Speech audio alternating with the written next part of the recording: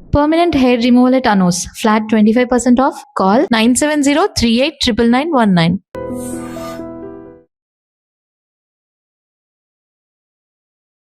Sir, ప్రపంచంలోనే diabetes చాలా వేగంగా వెళ్తూ ఉంది ఎక్కడ చూసుకున్నా. అండ్ ఇండియా అనేది మనం చూసుకుంటే ఎక్కువగా క్యాపిటల్‌గా మారిపోతుంది ఎగ్జాక్ట్‌లీ. డయాబెటీస్‌కి. ఎగ్జాక్ట్‌లీ. అయితే గ్లోబల్ లెవెల్‌లో చూసుకున్నా కూడా ప్రతి నలుగురిలో ఒకరికైతే డయాబెటీస్ ఖచ్చితంగా ఉంటుంది. దానివల్ల తర్వాత మల్టిపుల్ ప్రాబ్లమ్స్ వస్తున్నాయి. హార్ట్ స్ట్రోక్ దగ్గర నుండి, బ్రెయిన్ స్ట్రోక్ దగ్గర నుండి, కిడ్నీ ఫెయిల్యూర్ ఇవన్నీ వస్తున్నాయి కదా సార్! అసలు మూల కారణం డయాబెటీస్‌కి ఎక్కడ స్టార్ట్ అవుతుంది? అండ్ హోమ్ రెమెడీస్ అంటే ఏం చెప్తారు? సో, పిండి పదార్థాల సేవన ఎక్కువగా ఉండడం ప్రధానమైన కారణమమ్మా. హ్మ్. తీసుకునే ఆహార పదార్థం ఎక్కువైపోయింది. చేసేటువంటి శారీరక శ్రమ తక్కువైపోయింది. తక్కువైపోయింది. ఇది ప్రధానమైన కారణం. దీనికి అనుబంధంగా నువ్వు ఉంటే నేను ఉండకుండా పోతానని చెప్పేసేసి మానసిక ఒత్తిడి మరొక ప్రధానమైన కారణమమ్మా. హ్మ్. సో, స్ట్రెస్‌ఫుల్ లైఫ్, వీటన్నిటికి తోడు environmental pollutions, so multiple factors వల్ల మరి డయాబెటీస్ విపరీతంగా పెరిగిపోతుంది. ఆల్మోస్ట్ క్యాపిటల్ అని చెప్పేసి మీరే చెప్పారు కదమ్మా ఇండియా. సో ఇది బాధాకరమైన విషయమా. సో దీనికోసం అని చెప్పేసి మరి ముఖ్యంగా చెప్పుకోవాలంటే చిన్న వయసు నుంచే షుగర్ రావడం మొదలైంది. సో చిన్న వయసు నుంచే షుగర్ రావడం మొదలవడం చేత మరి దాన్ని కంట్రోల్లో ఉంచుకోవాలని చెప్పేసి డాక్టర్స్ కూడా చెప్తున్నారు. కాబట్టి కంట్రోల్లో ఉంచుకునేందుకు రకరకాల ప్రయత్నాలు చేస్తున్నారు. మరి యొక్క ప్రయత్నాలు కొంతమందికి సఫలీకృతం అయితే, కొంతమందికి వాళ్ళకు తెలియక చేసేటువంటి వివిధ రకాలైన పొరపాట్ల వల్ల ఆరోగ్య స్పృహ లేకపోవడం చేత షుగర్ అనేది కంట్రోల్ కావడం లేదు.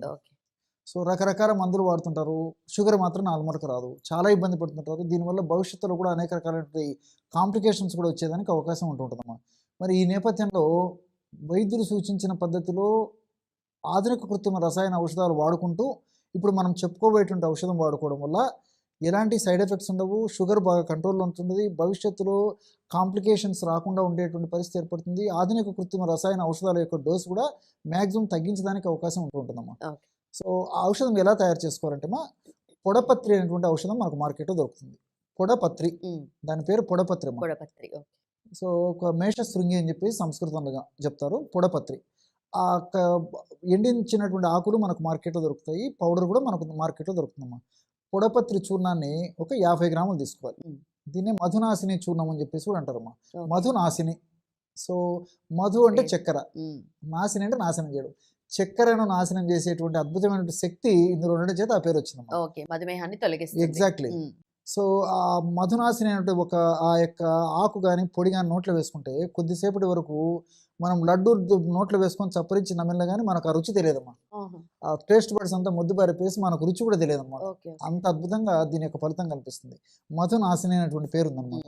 ఈ యొక్క పొడపత్రి అని మనం తెలుగులో చెప్పుకోబోయేటువంటి యొక్క మధునాశిని యొక్క చూర్ణాన్ని ఒక 50 గ్రాములు తీసుకోవాలి. రెండవ పదార్థంగా నేరేడు విత్తనాల యొక్క చూర్ణం ఒక 50 గ్రాములు తీసుకోవాలమ్మా. ఇది కూడా మనకు మార్కెట్లో దొరుకుతుందమ్మా. సీజన్లో అయితే మనం సేకరించుకొని తయారు చేసుకోవచ్చు, లేని పక్షంలో నేరేడు విత్తనాలు దొరుకుతాయి. విత్తనాల యొక్క చూర్ణం కూడా మనకు మార్కెట్లో దొరుకుతుంది. నేరేడు విత్తనాల యొక్క చూర్ణం ఒక 50 గ్రాములు తీసుకోవాలి. అట్లే మన ఇంట్లో ఉన్నటువంటి మెంతులను కాస్త వేయించేసేసి చూర్ణంలాగా తయారు చేసుకుని ఒక 50 గ్రాముల మెంతుల చూర్ణము, స్వచ్ఛమైనటువంటి పసుపు చూర్ణం, అంటే పసుపు కొమ్మలు దంచి తయారు చేసుకున్నటువంటి చూర్ణం కానీ అలాంటి చూర్ణం దొరికేట్లయితే మార్కెట్ నుంచి కూడా తెచ్చుకోవచ్చు. పసుపు చూర్ణం ఒక 50 గ్రాములు. ఈ 4 పదార్థాలు ఒక్కొక్కటి 50 గ్రాముల చొప్పున కలుపుకోవడం వల్ల 200 గ్రాముల ఔషధం రెడీ అయిపోతుంది. పొడపత్రి, నేరేడు, మెంతులు, పసుపు. సో ఈ 200 గ్రాముల ఔషధము 40 రోజులకు వస్తుందమ్మా. మీకు మెజర్మెంట్స్ కూడా క్యాలిక్యులేషన్ కూడా చెప్తున్నాను. ఈ 4 పదార్థాలు బాగా కలిపేసి ఒక గాజు సీసాలో నిల్వ ఉంచుకొని రోజు ఉదయం ఆహారం తర్వాత ఒక్కసారి, అదేవిధంగా రాత్రి ఆహారం తర్వాత ఒక్కసారి ఒక 50 ml నీళ్లలో 1/2 టీ స్పూన్ పౌడర్ కలిపేసి తాగేసేయడం. ఈ విధంగా రోజు ఒక 5 గ్రాముల చొప్పున వాడుకోవడం వల్ల 40 రోజులకు 200 గ్రాముల ఔషధం అయిపోతుంది. అయిపోయిన తర్వాత మళ్ళీ ఫ్రెష్గా తయారు చేసుకొని వాడుకుంటున్నారమ్మా. దీర్ఘకాలం పాటు వాడినప్పటికీ అన్నీ మనకు సైడ్ బెనిఫిట్స్ ఉంటాయి, ఎలాంటి సైడ్ ఎఫెక్ట్స్ ఉండవమ్మా. ఆధునికంగా మనం ఆలోచన చేసినప్పటికమ్మా ఈ పొడపత్రిలో జిమినిమిక్ యాసిడ్, శాపనిన్స్ ఇలాంటి అనేక రకాల రసాయన పదార్థాలు చాలా చక్కగా ఈ యొక్క షుగర్ను నియంత్రించేందుకు ఉపయోగపడతాయి. అంతేకాకుండా ఈ జిమినిమిక్ యాసిడ్ అనేటువంటి రసాయన పదార్థం యొక్క మరొక గుణం ఏంటంటే మనం తీసుకునేటువంటి ఆహార పదార్థాలు ఉన్నటువంటి పిండి పదార్థాలు త్వరగా చక్కెరగా మారకుండా ఉండేది కూడా ఈ జిమినిమిక్ యాసిడ్ ఉపయోగపడుతుందమ్మా. సో ఈ విధంగా పొడపత్రి చాలా చక్కగా ఉపయోగపడుతుంది. అదేవిధంగా నేరేడులో ఉన్నటువంటి కొన్ని రకాలైనటువంటి రసాయన పదార్థాలు ఈ లిటియోలిన్, యాంథోసైనిన్స్ ఇలాంటి రసాయన పదార్థాలు ఏం చేస్తాయంటే మన జీర్ణ వ్యవస్థలో అమైలేజ్ అనేటువంటి ఒక ఎంజైమ్ ఉత్పత్తిని తగ్గించేస్తాయమ్మా. సో మనం తీసుకునే పిండి పదార్థాలు ఎక్కువగా జీర్ణం కావడం చేత, త్వరగా జీర్ణం కావడం చేత చక్కెరగా మారుతాయి. ఉమ్, దానికి కారణం ఏంటంటే అమైలేజ్ అనేటువంటి ఎంజైమ్. ఓకే. ఈ అమైలేజ్ అనేటువంటి ఎంజైము బాగా పనిచేసినప్పుడే ఈ యొక్క పిండి పదార్థాలు త్వరగా చక్కెరగా మారిపోతాయి.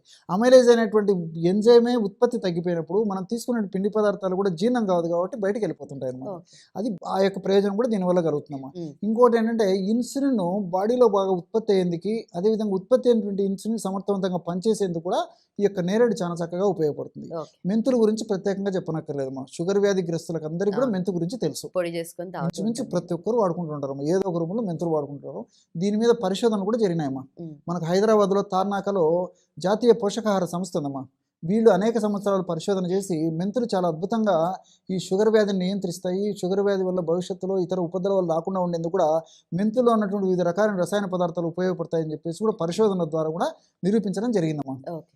ఈ యొక్క మెంతుల్లో ఈ ట్రైగోనిలిన్, తర్వాత ఈ సాపోనిన్స్, ఆల్కలాయిడ్స్, ఫ్లేవనాయిడ్స్ ఇలాంటి అనేక రకాల రసాయన పదార్థాలు కూడా ప్రత్యక్షంగా పరోక్షంగా ఈ యొక్క షుగర్ వ్యాధిని నియంత్రించేందుకు చాలా చక్కగా ఉపయోగపడతాయి. షుగర్ వ్యాధి వల్ల కాంప్లికేషన్స్ రాకుండా ఉండేందుకు, చాలా సమర్థవంతంగా ఉండేందుకు ఈ యొక్క మెంతులు ఉన్నటువంటి వివిధ రకాల రసాయన పదార్థాలు ఉపయోగపడతాయి. అంతేకాకుండా మెంతులు వ్యాధి నిరోధక శక్తిని పెంచేందుకు చాలా చక్కగా ఉపయోగపడుతుంది. రక్తాన్ని శుద్ధి చేసేందుకు చాలా చక్కగా ఉపయోగపడుతుంది. షుగర్ వ్యాధిగ్రస్తుల్లో ఎక్కువ శాతం మందిలో చర్మ వ్యాధులు కూడా వచ్చేటువంటి పరిస్థితి ఏర్పడుతుంటుంది. ఓకే. ఆ చర్మ వ్యాధులు రాకుండా ఉండేందుకు, వచ్చినటువంటి చర్మ వ్యాధులు త్వరగా తగ్గేందుకు కూడా ఈ మెంతుల్లో ఉన్నటువంటి వివిధ రకాల రసాయన పదార్థాలు షుగర్ నియంత్రించడమే కాకుండా ఈ చర్మ వ్యాధులను కంట్రోల్ చేసేందుకు కూడా ఇవి చాలా చక్కగా ఉపయోగపడతాయి. ఓకే. అదేవిధంగా పసుపమ్మ. పసుపులో కుర్కుమిన్ అనేటువంటి రసాయన పదార్థం ఉంది. ఈ కుర్కుమిన్ అనేటువంటి రసాయన పదార్థం కూడా ఈ ఇన్సులిన్ బాగా ఉత్పత్తి చేసేందుకు, అదేవిధంగా ఇన్సులిన్ యొక్క సెన్సిటివిటీ, అంటే ఇన్సులిన్ మన బాడీలో ఉన్నప్పటికీ కొంతమందిలో సరిగా పనిచేయదమ్మా. ఓకే. ఎప్పుడైతే ఇన్సులిన్ పనిచేయదో దానివల్ల బ్లడ్లో, రక్తంలో ఉన్న చక్కెర అలాగే ఉండిపోతుంది కాబట్టి విపరీతంగా పెరిగిపోతుంది, అనేక రకాల సమస్యలు వస్తుంటాయి. ఉమ్, ఆ యొక్క ఇన్సులిన్ సమర్థవంతంగా పనిచేసేందుకు కూడా ఈ యొక్క పసుపులో ఉన్నటువంటి కుర్కుమిన్ అనేటువంటి పదార్థం ఉపయోగపడుతుంది. ఓకే. అంతేకాకుండా ఈ యొక్క పసుపు రక్త శుద్ధికరంగా పనిచేస్తుంది.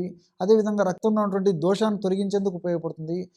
అట్లే ఈ షుగర్ వ్యాధిగ్రస్తులు ఎక్కువ శాతం మందిలో రక్తనాళాలకు సమస్యలు వస్తుంటాయి, బ్లాక్స్ ఏర్పడుతుంటాయి అన్నమాట. అంటే కొలెస్ట్రాల్ వల్ల కానీ, ఫ్యాట్ వల్ల కానీ, అదేవిధంగా ఈ ప్లేట్లెట్స్ వల్ల కానీ ఈ యొక్క పూడికలు రాకుండా ఉండేందుకు, వచ్చినటువంటి పూడికలు త్వరగా తగ్గేందుకు కూడా ఈ కుర్కుమిన్ చాలా చక్కగా ఉపయోగపడుతుందమ్మా. ఓకే. ఇంతేకాకుండా రక్తనాళాలను బాగా వ్యాకోచపరిచి చక్కటి రక్త సరఫరా దేహానికి కలిగి చేసేందుకు కూడా ఈ పసుపులో ఉన్నటువంటి కుర్కుమిన్ ఉపయోగపడుతుంది.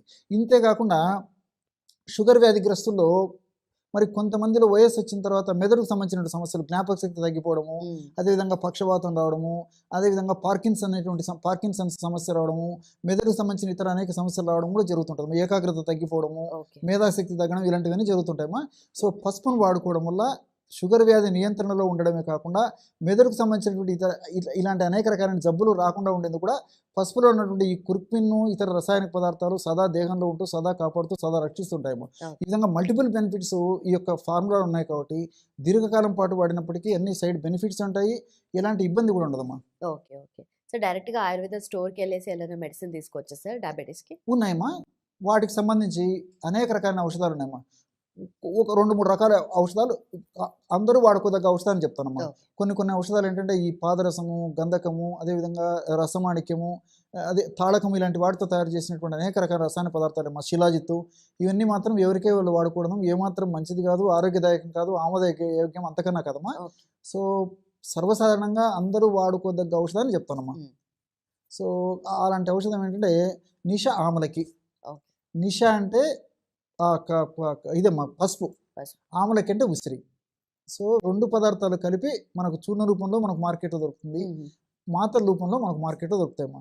సో చూర్ణ రూపంలో మనకు మార్కెట్లో దొరికే తెచ్చుకున్నట్లయితే 1/2 చెంచా నుంచి 1 చెంచా వరకు, 1/2 టీ స్పూన్ నుంచి 1 టీ స్పూన్ వరకు పౌడర్ని తీసుకొని ఒక 100 ml వాటర్లో కలిపి తీసుకోవాలమ్మా. ఆహారం తర్వాత ఉదయం ఒకసారి, రాత్రి ఒకసారి. నిషా ఆమలకి ఆ యొక్క పౌడర్ పేరు. నిషా అంటే పసుపు, ఆమలకి అంటే ఉసిరిక. సో ట్యాబ్లెట్ రూపంలో దొరికేట్లయితే చిన్న ట్యాబ్లెట్స్ అయితే రోజు ఉదయం ఒక 3, రాత్రి ఒక 3 ఆహారం తర్వాత తీసుకోవాలి. పెద్ద ట్యాబ్లెట్స్ అయితే ఉదయం 2, రాత్రి 2 ఆహారం తర్వాత మింగేసి నీళ్ళు తాగితే సరిపోతుందమ్మా. సో ఈ నిషామలకి ట్యాబ్లెట్స్ కూడా ఈ 2 పదార్థాలు ఉంటాయి కాబట్టి చూర్ణ రూపంలో దొరికితే చూర్ణం తీసుకోవచ్చు, లేకపోతే ఈ పద్ధతిలో తీసుకోవచ్చు అమ్మా. అలా కాకుండా మరొక పదార్థం కూడా కిరాతారిష్ట అని చెప్పేసి మరొక ఔషధం కూడా దొరుకుతుందమ్మా. కిరాతారిష్ట. కిరాత అంటే నేలవేమమ్మా. ఇది కాస్త చేదుగా ఉంటుందమ్మా, లిక్విడ్. సో మరి షుగర్ తగ్గితే చాలని చెప్పేసి చాలామంది అనుకుంటుంటారు, కాబట్టి ఇలాంటి చేదున్నా కానీ లెక్క పెట్టరమ్మా. నేను గమనిస్తుంటాను కదా ప్రాక్టీస్లో. సో బాగా తగ్గిపోతే చాలు సార్ అని చెప్పి చెప్తుంటారు. సో ఆ కిరాతారిష్ట అనేటువంటి ఔషధం కూడా మనకు మార్కెట్లో దొరుకుతుందమ్మా. నీలవేము అనేటువంటి ఔషధంతో తయారు చేస్తారు, ఒక మొక్కను ఉపయోగించి. ఆ కిరాతారిష్ట అనేటువంటి ఔషధాన్ని 10 ml లిక్విడ్ 10 ml వాటర్ కలిపేసి ఆహారం తర్వాత ఉదయం ఒకసారి, ఒక 5-10 నిమిషాల తర్వాత, రాత్రిపూట కూడా ఆహారం తర్వాత మరొకసారి ఈ యొక్క ఔషధాన్ని సేవించడం వల్ల కూడా చాలా చక్కటి ఫలితాలు కలుగుతాయమ్మా. ఇలా చాలా చాలా ఔషధాలు ఉన్నాయమ్మా. మరి సర్వసాధారణంగా అందరూ వాడుకోదగ్గ ఇతర అనేక రకాల ఔషధాలు కూడా ఉన్నాయి.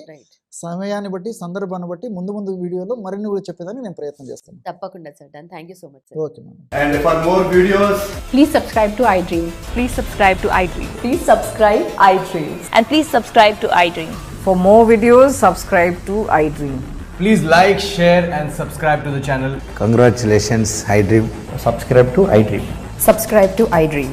So subscribe to iDream Media. iDream की iDream team अंदर की huge congratulations. Please subscribe iDream Media. Please subscribe to iDream. Subscribe iDream. Please subscribe to iDream. iDream అంటే నా కళల ఛానల్ సబ్స్క్రైబ్ చేసుకున్న నోరు తిరుగుతలేదు, మీరైతే గంట గుర్తు కొట్టండి. For more such videos, please subscribe to iDream. Subscribe to iDream. Please subscribe to iDream. Please subscribe iDream Media. Please do subscribe to iDream. Please subscribe to iDream Media. For best entertainment and information, please subscribe iDream. And don't forget to subscribe to iDream.